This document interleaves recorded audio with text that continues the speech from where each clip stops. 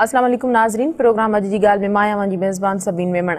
नाज़रीन, कराची में targeted operation हलंदड़ आहे, पर काल्हो के ॾींहं में मुख़्तलिफ़ फ़िरक़नि सां तालुक़ रखंदड़ आलमनि खे टारगेट करे मारियो वियो। इहो सिर्फ़ काल्हो के ॾींहं में कराची में 17 माण्हुनि खे मारियो वियो। शहर में अफ़रा तफ़री वारी सूरत हाल रही ऐं इन्हनि खे मज़हबी फ़िरक़ेवारियत जो रंग ॾियण जी पिणु कोशिशि कई वई। अॼोके प्रोग्राम में इन मौज़ू ते ॻाल्हाईंदासीं। अॼु असां सां स्टूडियो में महिमान आहिनि डॉक्टर अली अहमद रिन साहब, तजे निगार अफेयर मैगज़ीन जा एडिटर बि आहिनि। वॾी महिरबानी अवञो प्रोग्राम में आया। नाज़रीन, असां कोशिशि कंदासीं त पंहिंजे प्रोग्राम में मज़हबी आलमनि खे बि लाइन ते वठी सघूं ताकी उन्हनि जो मौक़ो बि प्रोग्राम में अची वञे। डॉक्टर साहब, कराची में जीअं त टारगेटेड ऑपरेशन हलंदड़ आहे ॾोहारियुनि जे ख़िलाफ़, पर हीउ जेको तव्हां ॾिठो त कल्ह मुख़्तलिफ़ मकतब फ़िक्र सां तालुक़ रखंदड़ आलमनि खे मारियो वियो, छा इहा वाक़ई जेका टारगेट किलिंग कराची में हले पई उन जो हिकिड़ो सिलसिलो आहे जीअं आम माण्हुनि खे मारियो थो वञे, या ही के ॿिए पासे जी का कड़ी आहे? इन में जेको सीएम सिंध जी जेका पॉलिसी स्टेटमेंट आहे, सूबे जो चीफ एग्ज़ीक्यूटिव आहे, उन ते चयो आहे त ही ऑपरेशन खे रुख मोड़ण या उन तां ध्यानु हटाइण जे लाइ हिकिड़ी कोशिश जो नालो न वरितो आहे, पर हुनजो इशारो हो त जेके ऑपरेशन जे नतीजे में शहर में धुरियूं मुतासिर थी रहियूं आहिनि उन्हनि मां कंहिं हिकिड़ी धुर जी कोशिशि, उन इहो न ॿुधायो आहे त केरु हुई, सियासी उहा कहिड़ी धुर हुई या उहा का ॾोहारी का धुर हुई, त इहो नालो वठणु खपेसि। ॿियो, कराची जे अंदरि जेका सूरत हाल आहे, अमन अमान जे हवाले सां जेको बि ऑपरेशन शुरू थियो आहे, उहो कंहिं हद ताईं ॼण नतीजा ॾियणु इन हवाले सां शुरू कया आहिनि जो स्ट्रीट क्राइम या जेको टारगेट किलिंग सवाइ डिसंबर जा जेके पहिरियां 3 ॾींहं आहिनि, पहिरीं 2, 3 ते जेके वाक़िया थिया, इन खां पोयां जेकर तव्हां नवंबर में ॾिसंदो त कुझु टारगेट किलिंग में या स्ट्रीट क्राइम या जेको ॿियो क्राइम जेको कराची में हिकिड़ो अनगवर्नेबल हिकिड़ो तासुर हो, उहो को माठ थींदो नज़र पियो आयो। उन खां बाद में वरी ही ओचितो डिसंबर जी 1 तारीख़, 2 तारीख़, वरी 3 तारीख़ ते शिया आलिम जो क़त्ल थियो, ऐं उन खां फ़ौरन बाद में जेको नाज़िमाबाद या नागिन चौरंगी ते जेके वाक़िया थिया, इन मां ईअं पियो लॻो त ॼण किन दुनियनि खे इंतज़ारु हुयो त यूनिवर्सिटी रोड ते ही वाक़ियो, ऐं इन खां बाद में किथे असांखे रदमल ॾेखारिणो आहे। बाक़ी इहो आहे त माज़ी में फ़िरके वारनि बुनियादनि ते कराची जे अंदरि इहे झगड़ा थींदा रहिया आहिनि। इवन तहरीक तालिबान पाकिस्तान उहा हिते एक्टिव आहे, पोइ इंडियन में अख़बार में कंहिं अख़बार जे अंदरि स्टोरी बि थी, तो इवन पोश एरियाज़ जेके कराची जा आहिनि उन्हनि में तहरीक तालिबान एक्टिव आहे, ऐं उते उन्हनि जा सेल्स आहिनि। या शाही सैद इल्ज़ाम लॻायो त मां जेको डिफेंस में फेज़ 2 में शिफ्ट थियो आहियां, उते मां सिक्योर पंहिंजे पाण खे फील नथो कयां, महसूसु कयां पियो त तहरीक तालिबान जो तहरीक तालिबान ख़ैबर पख्तूनख्वा में बि ANP जी लीडरशिप खे अटैक कंदी रही आहे, या हिते कराची जे अंदरि बि जिते जिते उन्हनि खे ANP हिकिड़ो लीडर आहे, छा उन्हनि जो पठान तहरीक तालिबान में घणो फैक्टर आहे, त जेको ANP उन्हनि खां कन्फ्लिक्ट में रहे थी, त पहिरीं त उन्हनि इहा कोशिशि कई त ANP खे सफ़ायो कयूं। हाणे इहा सूरत हाल कराची जे अंदरि मौजूदु आहे।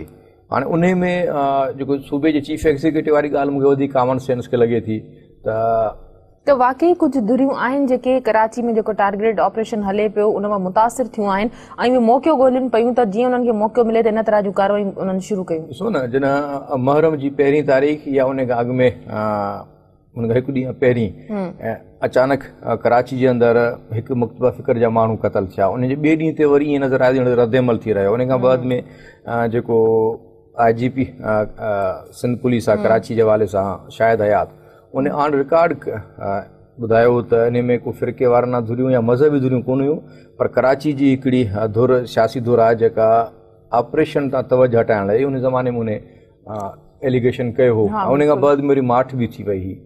त कराची जे अंदरि कतई कुझु नथो अची सघे सवाइ इन्वेस्टिगेटिव एजेंसीज़ जे या इंटेलिजेंस एजेंसीज़ जे, जिन वटि हतमी रिपोर्ट्स थियनि थियूं, उहे वरी डिस्क्लोज़ कोन था कनि या मीडिया असांजे कंहिंसां शेयर कोन था कनि, पर जेको माना अंदाज़ो अहिड़ो थिए थो त बिल्कुलु किन धुरियुनि जे मथां घणो प्रेशर आहे, हीट सहन थियूं, ऐं उन जे अंदरि क्राइसिस आहे, सियासी तरह स्प्लिट्स आहिनि, उते इख़्तिलाफ़नि जूं ख़बरूं अख़बारनि ते अची वियूं आहिनि, त इहो ऐन मुमकिन आहे त काई बि धुर सां लियारी जे अंदरि हिकिड़ो बेरहम ऑपरेशन हली रहियो आहे, त लियारी में जेके धुरियूं हूंदियूं उन्हनि जी कोशिशि हूंदी लियारी तां या बाहि टरे, ईअं शहर जे मुख़्तलिफ़ इलाइक़नि में जेको थी रही आहे कार्रवाई, त हाणे जन फ़िरके वारा रंग थो अची वञे त पोइ ॼण त कोई बि महफ़ूज़ न आहे कंहिं बि ऑफिस जे अंदरि। डॉक्टर साहब, एतिरो कराची में पुलिस खे इख़्तियार आहिनि, रेंजर्स मौजूदु आहे ऐं ऑपरेशन हली रहियो आहे, हर वक़्तु जेको आहे हिकिड़ो अलर्ट रहण वारी सूरत हाल आहे इदारनि तरफ़ां, उन सूरत हाल हूंदे बि तव्हां सम्झो था ॾींहुं ॾिठे जो इन तरह जूं कार्रवायूं करण जो मौक़ो कीअं थो मिली वञे? ॾिसो न, हीअ जेको ॾोहारी आहे या जेको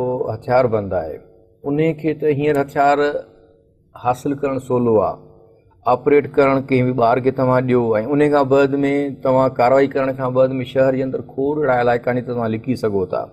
इन करे इहो जेसीं ताईं एक्रॉस द बोर्ड शहर जे अंदरि डीवेपनाइज़ेशन नथी थिए, गैर क़ानूनी हथियार हथ नथो थिए, ऐं उन खां बाद में इफेक्टिव जेका मॉनिटरिंग आहे, पुलिसिंग आहे, मिसाल तव्हां वटि CCTV कैमरास जेके आहिनि उन्हनि जो सिस्टम तव्हां घणनि सालनि खां कराची जे अंदरि चवंदा पिया अचनि त उहे जॻह जॻह ते प्लेस्ड आहिनि, पर हींअर ताईं हिकिड़ो बि ॾोहारी CCTV कैमरा जी मदद सां न पकड़ियो वियो आहे। त जेकॾहिं उहो थी ॾिसो न, सुञाणे सुधरियल मुल्कनि में तव्हांखे पुलिस रस्तनि ते नज़र न ईंदी, उते तव्हां वेंदो त उते उन्हनि जा कैमरास आहिनि जेके माना हिकिड़ी कंट्रोल रूम मां ऑपरेट थियनि था, उन्हनि कैमरानि जी नज़र सां उहे सॼे शहर खे मॉनिटर कनि था, ऐं जिते जिते को कानून खे टोड़े थो त उनखे कंहिं तरीक़े सां हथु कनि था।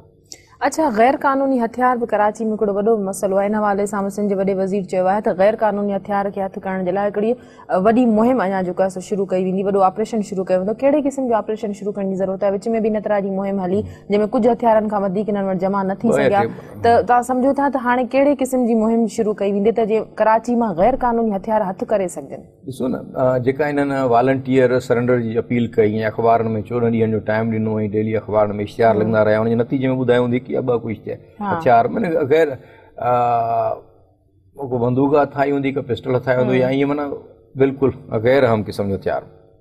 तजवीज़ इहा हुई त शहर जे अंदरि कर्फ्यू लॻाए, घर घर तलाशी रस्ते, मेटल डिटेक्टर्स या कुतनि या अहिड़ा मुख़्तलिफ़ जेके जदीद तरीक़ा आहिनि उन्हनि जे रस्ते हथु कजे। ऐं इहा हिकिड़ी तजवीज़ ज़ेर गौर रही आहे, घणे वक़्त खां रही आहे त जेकॾहिं कराची जे अंदरि कॾहिं कर्फ्यू लॻाए ऑपरेशन करणो पियो त कंदासीं, पर छा आहे त हींअर ताईं जेके ऑपरेशन कंदड़ धुरियूं आहिनि, पॉलिसी मेकर्स आहिनि, उहे कराची जे हवाले सां अल्टीमेट ऑब्जेक्टिव्स ते क्लियर न आहिनि।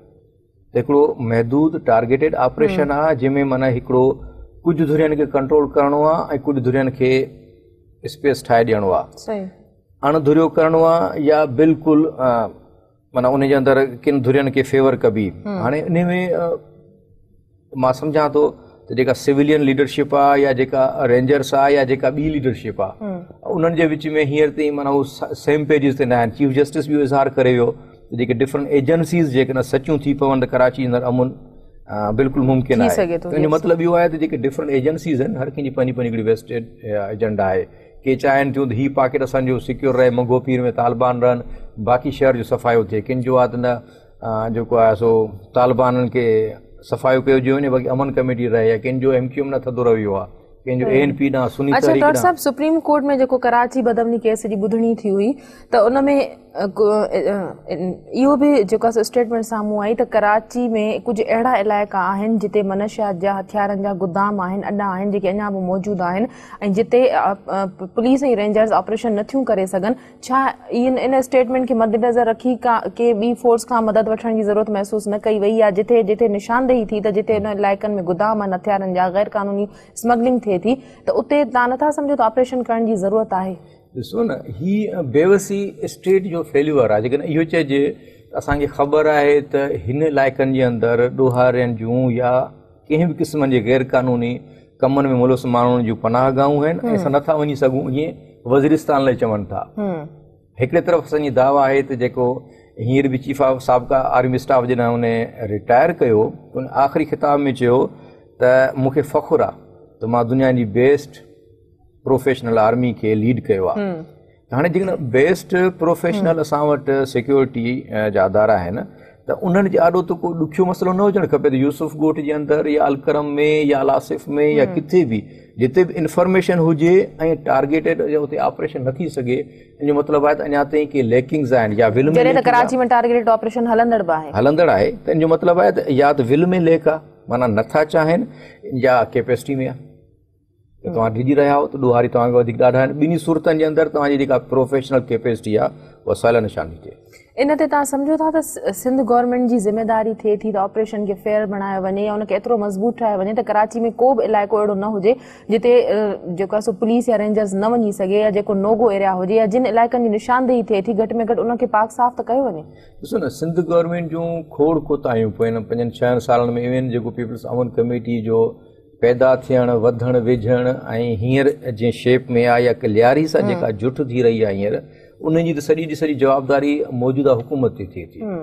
हीअ लाडला खे ज़ुल्फ़िकार मिर्ज़ा ऑन रिकॉर्ड, ज़ुल्फ़िकार मिर्ज़ा वरी पीपल्स पार्टी जी फोल्ड में आहे, या अमन कमेटी जे माण्हुनि खे पंहिंजो चवंदो त मेरे बच्चे हैं, फ़ख़ुर सां उन्हनि खे ओन कयूं ऐं उन्हनि माण्हुनि जे हथां जेको लियारी या कच्छनि सां जेका हालत थी रही आहे। इन खां अलावा जेका सुन्नी तहरीक आहे, ANP आहे या MQM आहे, इहे सियासी धाराउनि जो हिसो आहिनि। असेंबलियुनि में इन्हनि जी मौजूदगी हुई या इहे सियासी गवर्नमेंट सां टेबल ते वेठियूं त पोइ कहिड़ियूं मसइलतूं जिन जे बुनियादनि ते कुझु बि फ़ैसिला न थी सघिया ऐं हीअ सूरत हाल अची थी जो शहर जे अंदरि आम माण्हू मूव न पियो करे सघे, हुनखे पंहिंजी जान जी माल जी सलामती न हुई, त ज़रूरु सिंध गवर्नमेंट जवाबदार आहे। डॉक्टर साहब, सिंध जी धरती अमन अमान जी धरती आहे, मज़हबी रवादारी जी धरती आहे, उते इन तरह जा जेके क़तल थियनि था इन्हनि खे तव्हां कीअं था ॾिसो?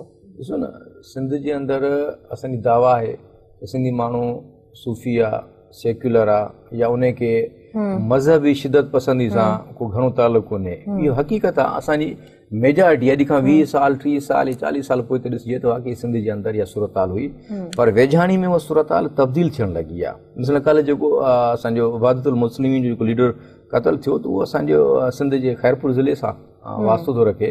त मुख़्तलिफ़ अलामा अली शेर हैदरी हिकिड़ी सियासी मज़हबी जमात जो अॻुवाण हो, सिंध सां वास्तो अथसि। मौलाना सुमरो ख़ालिद महमूद हिकिड़ी सियासी मज़हबी जमात जो अॻुवाण आहे। ईअं तव्हांखे खोड़ नाला ॻणाए सघां थो। त इन ते फ़ख़ुरु करे वेही रहण त सिंधी समाज जे अंदरि मज़हबी बुनियादनि ते सियासत कान थी थिए या सोच न आहे। इवन मौलाना असदुल्ला भुट्टो जमात इस्लामी जो अॻुवाण आहे सिंध जो ऐं शकर सां आहे त सिंधी माण्हू आहिनि सियासी मज़हबी जमायतुनि में आहिनि, किन अहिड़नि जमायतुनि में जेके फ़िरके वाराना तशद्दुद ते यकीन रखनि थियूं।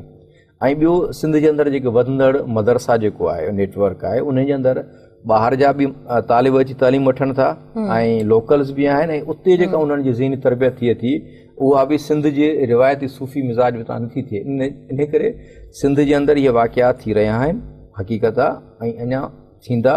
ऐं इन खां बचण या बंदि ॿधण लाइ हिकु त सियासी जेका असांजी ओपन लीडरशिप आहे, क़ौम परस्त सेक्युलर या लिबरल पीपल्स पार्टी हुजे या ॿियूं जमायतूं हुजनि, सभिनी जवाबदारी आहे। ॿियो सिंध सरकार जी जवाबदारी आहे त मदरसनि जी ऐं जमायतनि जी इफेक्टिव मॉनिटरिंग करे। मतिलबु पंजाब जे अंदरि छो नथो थिए? हालांकि इहे फ़िरके वाराना सियासी जमायतूं पंजाब जे अंदरि वधीक आहिनि, पर तव्हां ॾिठो त पोइ सॼे पीरियड जे अंदरि तालिबान खे असांजे शहबाज़ शरीफ़ अपील कई त तव्हां असां फ़िक्री ॿाहिरि आहियूं, असां ते हथु हल्को रखिजो। त पंजाब जे अंदरि का कार्रवाई कान थी, सिंध सेंटर रही आहे। इन जो मतिलबु आहे त सिंध खे पंहिंजे पेरनि ते बीहणो पवंदो ऐं पंहिंजो ॿूटो ॿारणो पवंदो ऐं इन्हनि जमायतनि ते या अहिड़नि फ़िरके वाराना तशद्दुद ते यकीन रखंदड़ जेके बि धुरियूं आहिनि उन्हनि ते नज़र रखणी पवंदी। ब्रेक जो वक़्तु आहे, ब्रेक खां पोइ कंटिन्यू कयूं था। नाज़रीन, वक़्तु आहे ब्रेक जो, वठूं था ब्रेक।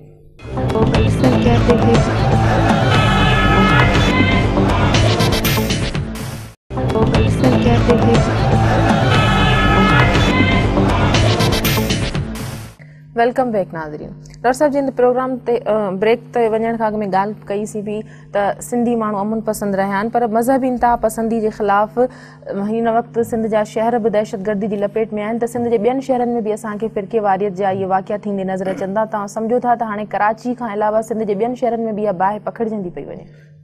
ॾिसो न, हीअ फ़िलहाल त कराची पोइ 20-30 सालनि खे कराची खे सियासी तशद्दुद जो पस मंज़र आहे, ओवरनाइट न थियो आहे। 86 खां इहा शइ शुरू थी ऐं उन खां बाद में तव्हां ॾिठो त मुख़्तलिफ़ टाइमनि ते कराची ॿरंदो रहियो आहे। ॿियनि शहरनि जे अंदरि उन जी निस्बत घटि आहे, पर इहो आहे हक़ीक़त आहे। जीअं लाड़कानी जे अंदरि हर साल हिकिड़ो मज़हबी ॿिनि धुरियुनि जे विच में टेंशन थींदो आहे, जॾहिं मीलाद जो महीनो हूंदो आहे या कुझु अहिड़ो हूंदो आहे। या पोइ ॾींहंनि में तव्हां ॾिठो त शिकारपुर में या जैकाबाद में बमनि जा धमाका थिया, या खैरपुर ज़िलो ख़ुदि सॼो हिसास आहे। या इन खां अलावा जेके मज़हबी अक़लियतूं आहिनि उन्हनि जे हवाले सां बि जेको रद्दमल सिंध में हिकिड़ो पैदा थी रहियो आहे, त इहो सिंध सॼी महफ़ूज़ कोन्हे। हा, इहो आहे त तशद्दुद जूं लेवल स्केल डिफरेंट्स आहिनि। उते अणसहप आहे, उते ॾंडो खणी माण्हू वञी प्रोग्राम फिटाए थो त हीअ स्टेज प्रोग्राम न खणींदासीं, तक़रीर न खणींदासीं। कराची जे अंदरि जेको सियासी मुखालिफ़ आहे उनखे एलिमिनेट करण जो आहे। अच्छा, किथे ईअं त न आहे त सिंधी माण्हू इन्हनि इश्यूज़ ते अखियूं बंदि करे वेही रहिया आहिनि या शहरनि खे पंहिंजो नथा सम्झनि, या जेके चूंडियल नुमाइंदा आहिनि उहे इन ते आवाज़ नथा उथारनि, सियासतदान पंहिंजो किरदारु अदा नथा कनि, जिन जिन इलाइक़नि में इहे वाक़िया थियनि था उन्हनि ते को ध्यानु नथो ॾिनो वञे? ॾिसो न, हीअ फेल्यूअर त सियासी लीडरशिप जो आहे। सभ खां पहिरीं त जेका सिटिंग गवर्नमेंट आहे उन्हनि इन्हनि 6 सालनि में अखि न पटी आहे। इवन संदनी पार्टी में बेनज़ीर साहबा जे हवाले सां तव्हांखे ख़बर आहे त उन्हनि का बि प्रोसिक्यूशन न कई, अॻुभराई न कई। हिते जेको कारसाज़ ते संदसि मथां जेको हमिलो थियो उनजी FIR प्रॉपर दाख़िल कान थी, या पिंडी में जेको संदसि शहादत थी आहे उन खां बाद में बिल्कुलु काई बि शइ में लिप सर्विस जीअं थींदो आहे हिकिड़ो खानापुरी जे लाइ, सलमान तासीर उनखे क़तल कयूं त उन ते बि बिल्कुलु पीपल्स पार्टी जी सॼी क़यादत मार थी वई। उन खां बाद में संदन भट्टी अक़लियती वज़ीर हो, उन ते पीपल्स पार्टी ख़ामोशी कई। सिंध जे अंदरि छा थी रहियो आहे, मसइलनि जेको पिंगरे वारो वाक़ियो थियो आहे उन ते बि हिननि वञी अखि पटी आहे। कोई 15 ॾींहंनि खां बाद में जॾहिं हिननि SSP खटियाण खे या कंहिंखे बदिली करायो त फौरन ही ख़ुदि ॾिनल आहिनि। ॿियो सिंध जी जेका रिवायत तरह जेका सेक्युलर या लिबरल या कॉम्परस जेका क़यादत हूंदी हुई उहा अॻु में सिंध जे हर शहर जे अंदरि हिकिड़ो पंहिंजी मौजूदगी महसूसु कराईंदी हुई। हींअर उन्हनि जा बि जेके इंट्रस्ट आहिनि हिकिड़े त इफेक्टिव न रहिया आहिनि, ॿियो उन्हनि जा या त उन्हनि खे कम जो ॾांव कोन्हे या उते उन्हनि खे का पज़ीराई कनि, कुझु माना के अहिड़ा इशूज़ आहिनि की उहे जेका शिकारपुर लाड़काणो या नंढा जेके शहर आहिनि इन्हनि जी त एटलीस्ट लीडरशिप उन्हनि मक़ामी क़यादत जे हथ में हुजणु खपे जेके उते सभिनी मज़हबी ग्रुपनि में। ॾिसो कराची जे अंदरि MQ मां हिकिड़ो क्रेडिट थो वञे थो त उहा शहर में शिया सुनी फसादनि या किन बि मामलनि ते हिकदमि अपील जारी कंदी आहे त फ़िरके वाराना हमायंगी बरक़रार रखो, या संदसि रैंक में ॿई सुनी शिया या ॿियूं मज़हबी जेके धुरियूं आहिनि उहे मौजूदु हूंदियूं आहिनि। नतीजे में कई दफ़ा ईअं थियो आहे त MQ शहर में ताक़तवर हुजण जे करे शहर जे अमुन में काफ़ी चङो रोल अदा कयो आहे। इन इहो साॻियो ई रोल सिंध जे अंदरि जेका अल्टरनेट लीडरशिप आहे कॉम्परस्तनि जी आहे या जेका ॿियूं पीपल्स पार्टी खां अलावा लीडरशिप आहे उहा करे सघे थी, पर उहा नथी करे, मतिलबु उनजो फेल्यूअर त आहे। पर तव्हां सम्झो था हिन वक़्तु असांखे ॿिनि क़िस्मनि जे माण्हुनि जो ॾोहारियुनि जो सामनो आहे, जेको हिकिड़ो त ॾोहारी माण्हू आहिनि जेके पंहिंजूं कारवायूं कनि था, ॿियो जेको फ़िरके वारे जेको हिकिड़ी सूरत हाल हली पई आहे त मज़हबी माण्हुनि खे या मुख़्तलिफ़ फ़िरकनि सां तालुक़ रखंदड़ माण्हुनि खे टारगेट करे मारियो थो वञे, केॾीमहिल सुन्नी आलिमनि खे मारियो थो वञे, केॾीमहिल शिया आलिमनि खे। त इहो कराची खां पोइ सिंध जे ॿियनि ख़ैरपुर आहे, जेकमाबाद आहे, लाड़काणो आहे, सखर या ॿिया जेके हसास अहिड़ा शहर आहिनि उते इन तरह जूं कारवायूं करे पंहिंजो पाण जो खे मज़बूत करे रहिया आहिनि, पंहिंजो नेटवर्क उते मज़बूत करे रहिया आहिनि। ईअं आहे न दी, तव्हां ॾिसो त हिकु त जेको मूं तव्हांखे ॿुधायो त मदरसा सिंध जे अंदरि उहे सऊदी क़तर उन्हनि जा जेके अमीर आहिनि उहे अचनि था ऐं उन्हनि खे फंडिंग कनि था, ऐं उन्हनि जी का बि ऑडिट कोन्हे, पुछा गछा कोन्हे त कोर्स कहिड़ो था पढ़ाइनि, ॿार केरु आहिनि, आफ्टर उतां फारिग तहसील थी काॾे था वञनि का ख़बर कान्हे। इन खां अलावा इहे जेके मज़हबी शिदत पसंदि या जेके बि मज़हबी फ़िरके वाराना जेके तनज़ीमूं आहिनि कहिड़े बि मसलक जूं उहे सिंध जे सभिनी नंढनि वॾनि शहरनि में आहिनि। तव्हांखे महरम जे अंदरि जेके मुख़्तलिफ़ जॻहनि ते जेके टेंशन थिया ऐं उहे ख़ुदा जो शुक्र आहे त हिकिड़ो घणो स्पिल ओवर न थियो, हिकिड़ी महदूद लेवल ते उते टेंशन खां बाद में उते इंसाननि खे कंट्रोल कयो आहे। पर जेकॾहिं अॻिए दफ़े हर ईंदड़ ॾींहुं माण्हू मुसलह थी रहिया आहिनि, हथियार आराम सां मिली थो वञे ऐं दिमाग़ फिरियल आहे, त उन खां बाद में छा थो थिए त जेकॾहिं माण्हू मुसलह बि आहे, थोरो दिमाग़ फिरियल आहे ऐं सम्झे थो त अॻिए कंहिं मसलक वारे खे मारण सां माना जन्नत जी टिकट मिले थी, त पोइ इहो असां ॾिसंदासीं त कराची खां अलावा सिंध जे ॿियनि शहरनि में बि आहे खूनरेज़ी थींदी। अच्छा, कराची खे दहशतगर्दनि जो हिकिड़ो वॾो नेटवर्क कोठियो वियो त भई इनखे ख़तमु करण में वक़्तु लॻंदो ऐं दहशतगर्द पंहिंजा पेर ॼमाए चुका आहिनि, पर सिंध जे ॿियनि शहरनि में तव्हां सम्झो था त लोकल सतह ते इहो जेको हिकिड़ी बाहि भड़के थी मुख़्तलिफ़ वक़्तनि ते उनखे कंट्रोल करे सघिजे थो, या उनखे कंट्रोल करण में कराची जहिड़े टारगेटेड ऑपरेशन जी ज़रूरत पवंदी आहे? न हू ॾिसो उनजी स्केल नंढी आहे, नंढा शहर ठरी मीरवा या जेकॾहिं शिकारपुर आहे या जैकबाद आहे उते लोकल पुलिस खे अख़्तियार ॾियनि।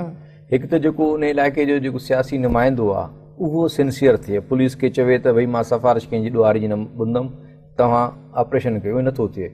शिकारपुर में जेकॾहिं वाक़ियो थियो त अञा ताईं का ख़बर कान पई त हुसैन शाह ते या ॿियनि ते जेको बि हमला थिया ख़बर हुअनि सभिनी खे त कहिड़ियूं धुरियूं हुअनि, केरु आहिनि, किथे न किथे पुलिस इन्वेस्टिगेशन त उते पहुचे थी, पर पुलिस खे कंहिं हद खां बाद में रोकियो थो वञे त भई वधीक इन खे तव्हां छेड़ियो न।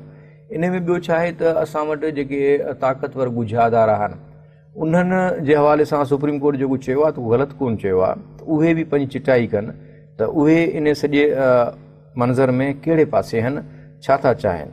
छा थो थिए त घणनि ई जॻहनि ते असांजी इंटेलिजेंस एजेंसीज़ खे ख़बर हूंदी आहे, उन्हनि वटि सुठो नेटवर्क आहे, माण्हुनि जी जासूसी कनि थियूं, इंफॉर्मेशन रखनि थियूं, उहे वक़्त खां पहिरीं पुलिस खे या सिविलियन सां खे मदद करे ॿुधाए सघनि थियूं।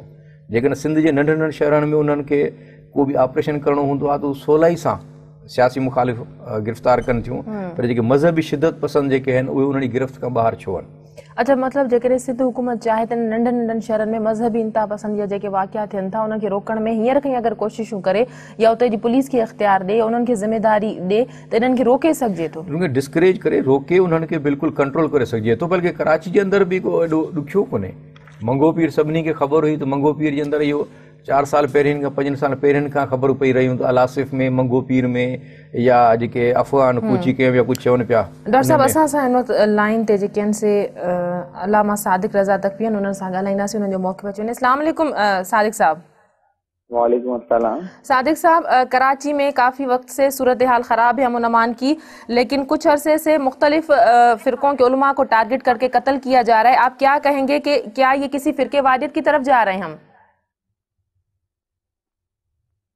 देखिए, इस वक्त जो सूरत हाल है कराची की और जो अमन अमान की सूरत हाल है, खुसूसन कल का जो वाक़या हुआ है कि जिसकी पहले से कुछ शवाहिद मौजूद थे कि जिसको तहरीक तालिबान ने ये कह के कि हम जो हैं वो मिसाल के तौर पर हमले करेंगे और शख्सियत को निशाना बनाएंगे, तो मैं समझता हूँ कि ये कल का जो वाक़या है कि जिसमें अल्लामा दीदार जरबानी और उनका मुहाफ़िज़ शहीद हुए हैं, ये हुकूमत वक्त की खामोशिन इंतज़ामिया हो या वफाकी हुकूमत उसकी नाकामी का मुँह बोलता सबूत है कि जिसमें जो है वो बिल्कुल भी इन्होंने यूं कहूँ कि दहशतगर्दों के आगे जो इन्होंने हथियार डाल दिए हैं।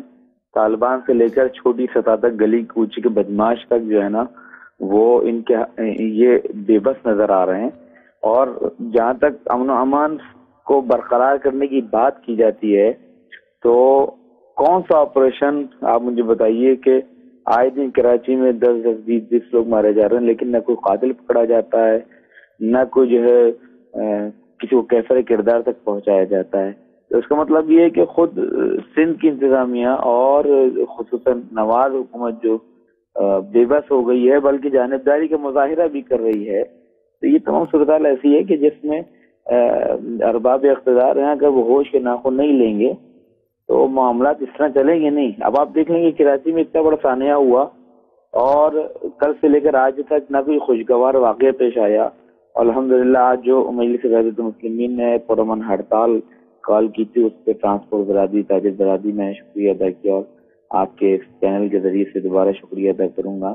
सिंध वादी महरान के अपने तमाम सिंधी भाइयों का, खा उर्दू बोलने वाले सिंधी भाइयों या जो है वो सिंधी बोलने वाले सिंधी भाइयों, जो भी सिंध में रहता है वादी महरान का और अपने वतन, अपने इस सरजमीन से मोहब्बत करता है, तो मैं समझता हूँ कि आज दर हकीकत अमन दोस्त और मुल्क दोस्त जो चेहरे थे और जो ताकतें थी वो खुल के सामने आ गई और दहशतगर्द नाकाम हुए कि कोई पत्थर, कोई गोली, कोई तशद्दुद, कोई ऐसा वाक़या पेश नहीं आया कि जिससे ये तासुर मिलता हो।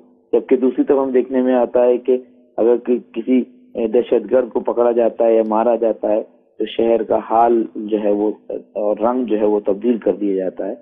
तो ये मजलूमियत की फतह है और इंशाअल्लाह इसी तरीके से हम आगे बढ़ेंगे। अच्छा सादिक साहब, आए दिन शिया उलमा या कभी सुन्नी उलमा को कत्ल किया जा रहा है, हुकूमत को क्या इक़दाम करने चाहिए? आप कह रहे हैं कि वफाकी हुकूमत और सूबाई हुकूमत का फेल्यूर है, तो किस तरह से तहफ़्फ़ुज़ दिया जा सकता है? क्या इक़दाम करने चाहिए हुकूमत को?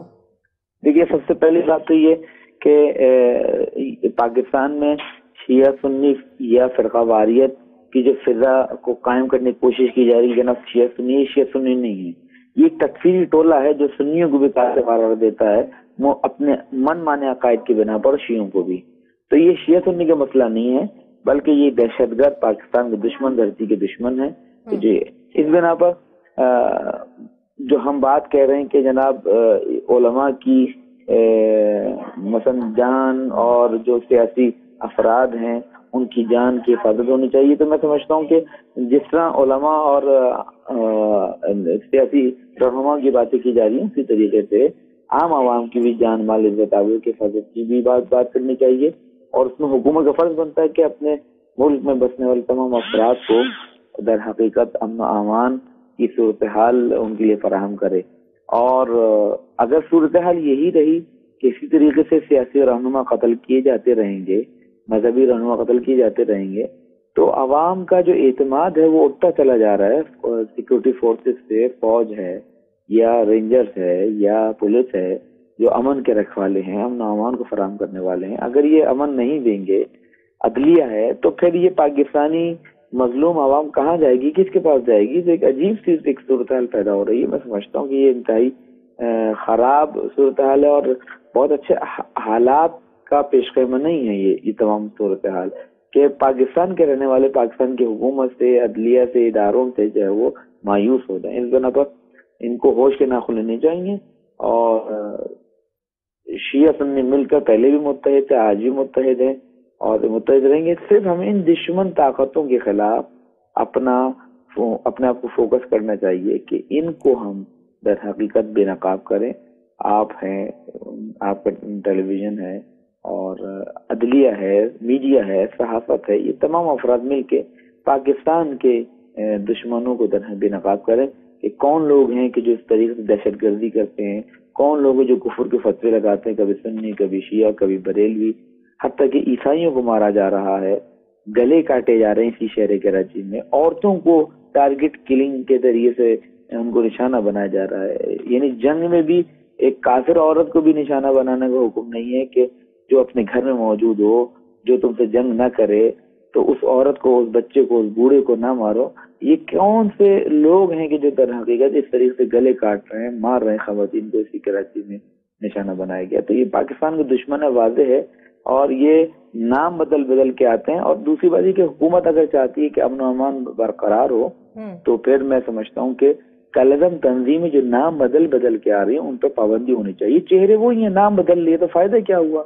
جناب یہ فلاں تنظیم تھی جس پر پابندی لگی, کالعدم ہو گئی, اب نئے نام سے آ گئی. تو ان افراد کو گرفتار کیا جائے, ان پہ مقدمہ چلایا جائے, ان پہ بین لگایا جائے, پابندی لگائی جائے. قانون موجود ہے, صرف اس کو آئینی ہاتھوں کے ساتھ در حقیقت گرفت کرنے کی ضرورت ہے ان تمام دہشت گردوں کو. بہت شکریہ آپ کا سن ٹی وی نیوز سے بات کرنے کا. ڈاکٹر صاحب, جيڪڏهن اسان ڳالهه ڪيون ته جيڪڏهن कंहिं बि फ़िरक़े जा माण्हू मरनि था त उन्हनि जे जेके आलमनि पारां जेको तमामु सुठो हिकिड़ो रद्द अमल ज़ाहिर कयो थो वञे, त हिक ॿिए ते इल्ज़ामबाज़ी नथी कई वञे या इन बाहि खे वधीक भड़काइण जी कोशिशि नथी कई वञे, हिक ॿिए ते इल्ज़ामबाज़ी नथी कई वञे, त पोइ तव्हां सम्झो था त ही का ॿी साज़िश थी रही आहे ताकी इन्हनि जे विच में फ़साद कराए वञनि, इन्हनि खे विढ़ायो वञे? इन आलिम साहब वाज़े नालो वरितो त तकफ़ीरी छा आहे त ख़ुदि मुस्लमाननि जे अंदरि उन फ़िरक़े खे चवनि था जेको पाण खां अलावा ॿिए कंहिं फ़िरक़े खे काफ़िर सम्झे थो, ऐं उहो थिए थो त हिकिड़ो मज़हबी जेका शिदत पसंदी आहे पाकिस्तान जे अंदरि मौजूदु आहे ऐं उहा सोच मौजूदु आहे. उहा जलसनि जी सूरत में मसलन रावलपिंडी में जेको वाक़ियो थियो उन जे ॿिए ॾींहं ते तव्हांखे कराची जे अंदरि उहो जुलूस या उहो मुज़ाहिरा थींदे ऐं वाज़े तौर ते उहो शहर जे अंदरि या इस्लामाबाद में उहे नारा लॻा मुख़्तलिफ़ फ़िरक़नि जे हवाले सां त उहे काफ़िर आहिनि, उन्हनि खे लेबल कयो वियो. त इहो हुकूमत जो कमु आहे. त उहा को ज़ाब्ता, सियासी ज़ाब्ता अख़लाक़, को मज़हबी ज़ाब्ता अख़लाक़ तइ करे त तव्हां हिननि दाइरनि जे अंदरि तशदुद खां हटी करे रुॻो ॿियो तशदुद, ज़बान जो तशदुद आहे, उन खां बि पासो करिणो आहे. उहे मज़हबी स्कॉलर हूंदा, मज़हबी आलम हूंदा, पर जेकॾहिं उन्हनि जी ज़बान मां अहिड़ी का ॻाल्हि निकिरे थी जिन सां फ़िरक़े वारत जो या फ़साद थियण जो अंदेशो आहे, त उहो हुकूमत जी जवाबदारी आहे. जीअं अने पॉइंट आउट करायो त उहे जेकॾहिं पाबंदी पियल तंज़ीमूं आहिनि त बाक़ी वेस मटाए ॿियनि नालनि सां अचनि थियूं ऐं हू करे रहियूं आहिनि सियासत. ब्रेक जो वक़्तु है, ब्रेक खां पोइ कंटिन्यू कयूं था. नाज़रीन, प्रोग्राम में वक़्तु है ब्रेक जो, वठूं था ब्रेक.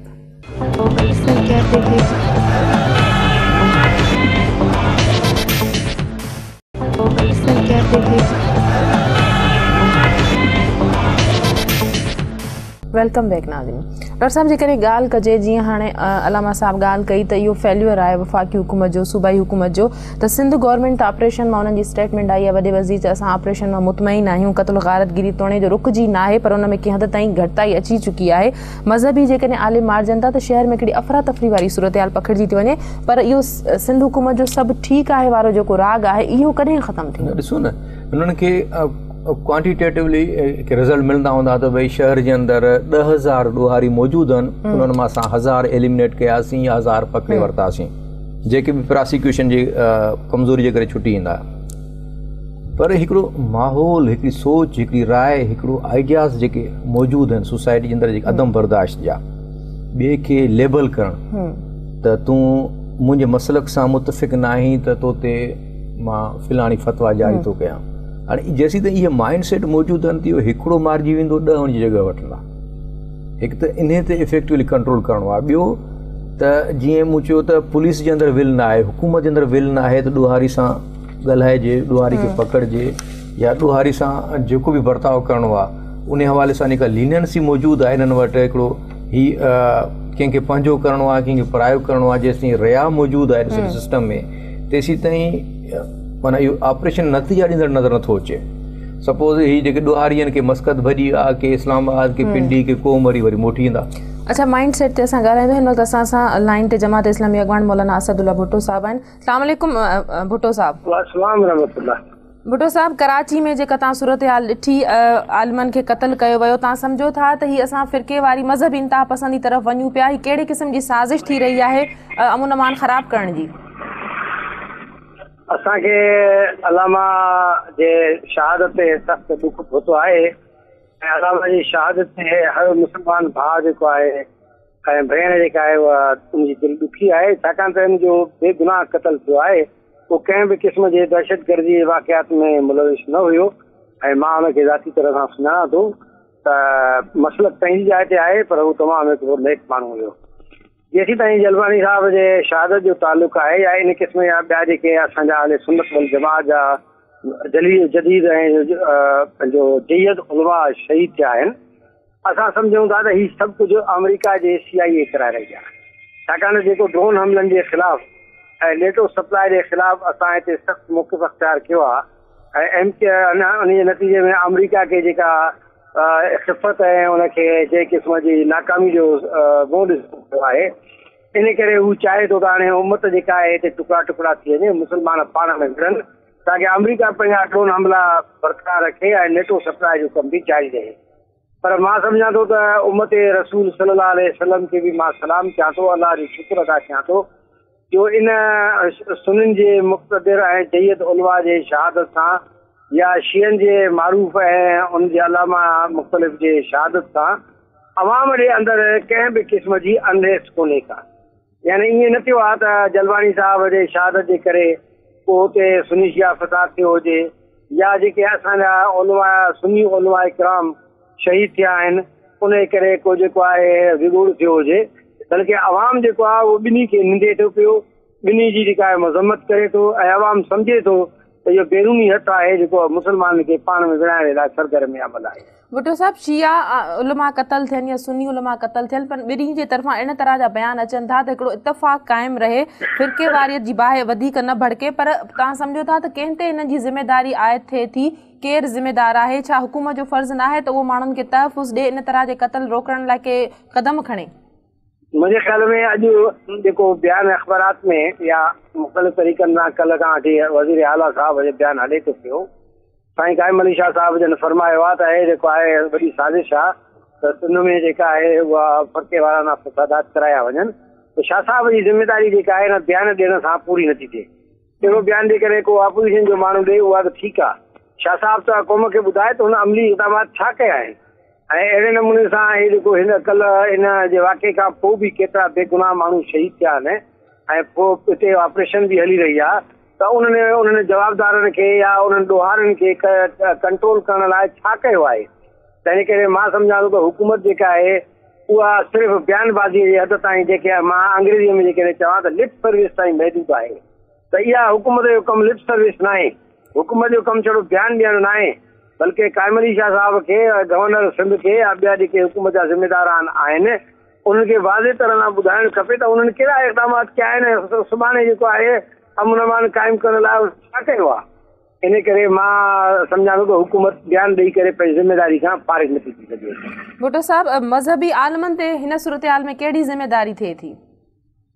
मुंहिंजे ख़्याल में इहा जेका इन क़िस्म जा वाक़िया थिया आहिनि, मां पहिरीं चयो त असां छाकाणि त हिते ड्रोन हमलनि जे ख़ात्मे जे लाइ ऐं उन खां पोइ ड्रोन हमलनि जे ख़ात्मे जे लाइ ऐं उन खां अलावा जेको आहे हे जेको नेटो सप्लाई करण जे लाइ हे जेको असां जेको सभु कुझु थियो आहे, इन सॼे इन जे नतीजे में मुल्क में जेका अमेरिका खे जेका नाकामी जो मुंहुं ॾिसणो पियो आहे, इन करे सभु फ़सादात जो जेको आहे रस्तो खोले वियो आहे ऐं अॻे बि जेका आहे CIA जेका आहे अमेरिका जी CIA ऐं भारत जी राह ऐं मोसाद जेका आहे इसराइली हिते पाकिस्तान में इन क़िस्म जा विगुड़ कंदा रहिया आहिनि, पर इनशाअल्लाह उहे नाकाम थींदा ऐं इताद उम्मत क़ाइमु रहंदी। असां उम्मत जे इताद ऐं अमन जे लाइ पंहिंजे तरफ़ां जेको कोशिशूं आहिनि उहे जारी आहिनि।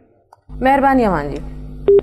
डॉक्टर साहब, माइंड सेट ते ॻाल्हि हले पई त तव्हां बिल्कुलु इहा सही ॻाल्हि कई त जेकॾहिं 10,000 माण्हू आहिनि उन्हनि मां 1000 बि पकड़जनि था त उन्हनि जा अंग अखर पूरा थी था वञनि त असां हेतिरा माण्हू पकड़िया वरी पोइ छॾाइजी बि वञनि था, पर तव्हां सम्झो था त माइंड सेट ताईं कीअं पहुची सघिजे थो? जेकॾहिं हिकिड़ो पकड़िबो त 10 ॿिया पैदा थी वेंदा।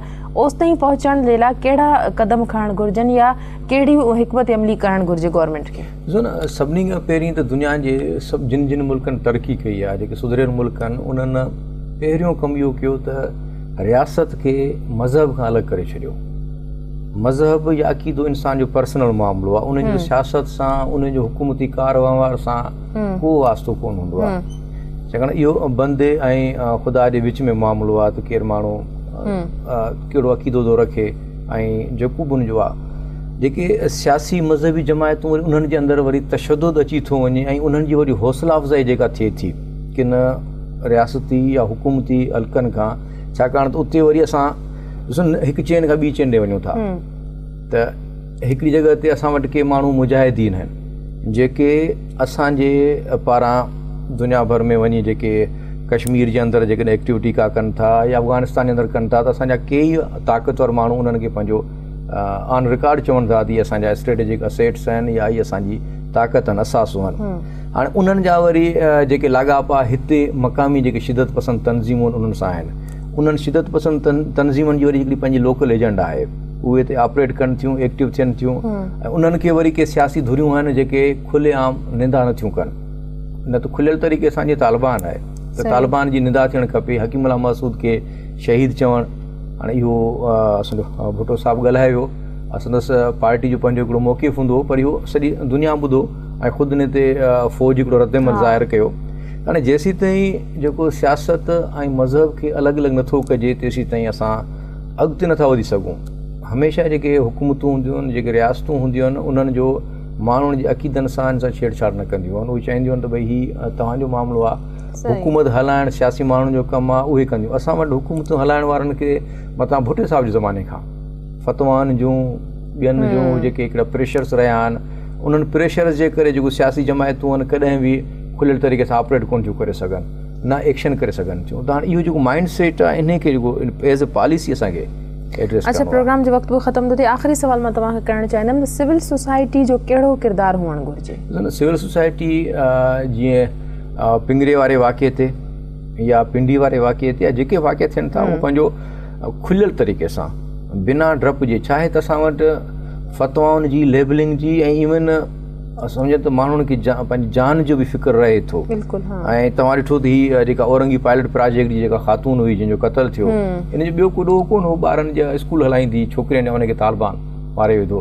त जेके सिविल सोसाइटी एक्टिविस्ट आहिनि उन्हनि खे हिकिड़ो वॾो चैलेंज रिस्क रहे थो। हालांकि जेके सियासी पार्टियूं आहिनि उन्हनि खे त पंहिंजो हिकिड़ो सियासी पुठ भराई थिए थी, सिविल सोसाइटी एक्टिविस्ट खे त कोई बि पुठ भराई न आहे, अॼु मीडिया जो एक्टिविस्ट आहे कोई बि पुठ भराई न आहे, पर उन खे पंहिंजो खुलियल इज़हार करणु खपे त हिन मुल्क जे अंदरि सभिनी खां पहिरीं तशद्दुद जी सियासत न थियणु खपे, सियासत में तशद्दुद बिल्कुलु न हुजे। इन खां अलावा जेका सियासत आहे उन ते अक़ीदनि जो फ़िरक़नि जो असरु न हुजणु खपे, उहो इन खां पाक हुजे। माण्हुनि जे माशी मसइलनि ते, समाजी मसइलनि ते इन ते सियासत थींदी आहे, अक़ीदनि ते त कान थींदी आहे।